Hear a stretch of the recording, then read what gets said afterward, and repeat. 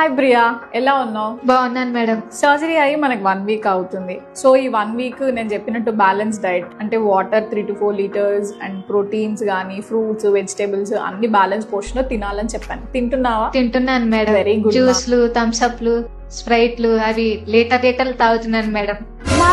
ఏంటి మా చూడండి, మనకి 1 వీక్ అవుతుంది సర్జరీ అయ్యి. నేను అన్ని బ్యాలెన్స్ డైట్ ప్రాపర్ గా తీసుకొని ప్రతిసారి ఫ్రూట్స్ తినడం కుదరకపోతే కొంచెం జ్యూస్ తీసుకోమని చెప్పాను. మన క్లయింట్ ఎలా అర్థం చేసుకుందంటే కోకో కోలాలు, కూల్ డ్రింక్లు ఇవన్నీ కూడా జ్యూసులు మంచి జ్యూసులు అనుకొని రోజుకు 1 లీటర్ తాగుతున్నా అని చెప్తుంది.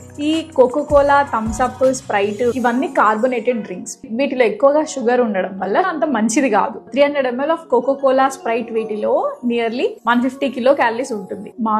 మాజా మంచి ఫ్రూటీ, పల్పీ, మ్యాంగో జ్యూస్ అని చెప్పి తాగుతుంటారు కదా.